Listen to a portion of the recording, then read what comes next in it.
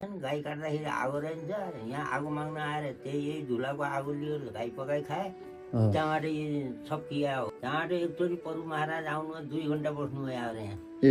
2 घन्टा स्वर्गद्वारी प्रभु महाराज 2 घन्टा बस्नुभयो आएर 2 घन्टासम्म धुलो उडेको हो। प्रभु महाराज गइजानुभयो, फेरि बन्द भइगयो। यो कुण्डको बारेमा अलिकति बताइदिनु न, बस्नु त। यो कुण्ड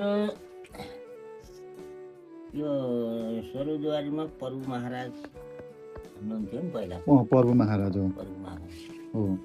यो यहीँ आउँदाखेरि उहाँले आउँदाखेरि त्यो होम गर्दाखेरि यहाँबाट धुलो उडाएका हुन् अरे। यहाँबाट यसको कारण के भयो भने धुलो उड्ने त्यो आगो सल्किने फेरि धुलो उड्यो भने आगो सल्किहाल्ने। यो यहाँ ज्वाला थिए, आगो नदेखिने, धुलो उड्ने, धुलोमा यसो टावर लगाइदिने बलिहाल्ने। यो दलाई लामाको यो भोटोको जनतालाई चिनले लखेटेको छ। लगेट्दाखेरि त्यसले लिचुट बिचुट भएर त्यहाँ नाङ्गै भोकै यहाँ आएछन्। बाटो यहाँ बसेछन्। यहाँ एउटा गाई काटेछन्। गाई काट्दाखेरि आगो रहन्छ, यहाँ आगो माग्न आएर यही धुलाको आगो लियो, गाई पकाइ खाए।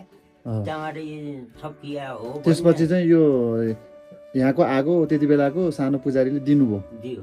दिएपछि अनि त्यो गाई पोलेर पकाएर खाइदिएपछि यो आगो बन्द भयो। त्यसपछि त्यहाँबाट एकचोटि प्रभु महाराज आउनु 2 घन्टा बस्नुभयो आएर यहाँ।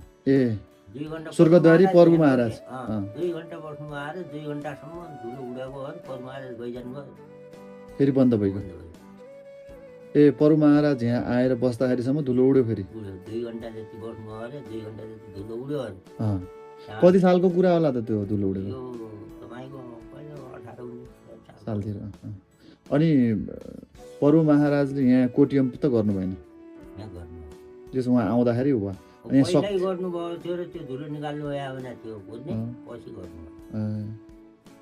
यहाँ के छ, पाइपहरू छ के छ त? कतैबाट पाइप केही छैन हैन?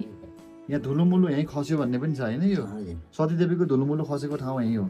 पहिला यहीँ कुना कुनाबाट आउँथ्यो कि धुलो कस्तो हो? बिचैबाट तलबाट। यहाँ कि खोदल खादल गर्दा आउँथ्यो अरे। यो धेरै गहिरो पनि छैन, एकै गर्छ। धेरै छैन। त्यो के पाइप जस्तो के मुस्लो केही छ त्यहाँ तल? नै, केही छैन। अनि यो कसले बनायो त यो? यो त यो भर्खर हालै हो। यो हाम्रो यहाँ बाँचड के नाम बिर्सिङ ढुङ्गा रामजयसी हुने के भन्छ, तिनले यो राजस्थानबाट किन्न ल्यायो। 1,80,000 लगानी लाग्यो। यो भर्खरको यो 1,80,000 लगानीको बनाएको यो बाहिर छ त, यो लेखिया छ त त्यो उसमा। त्यही मूल मन्दिर यही हो हैन? हजुर, त्यो र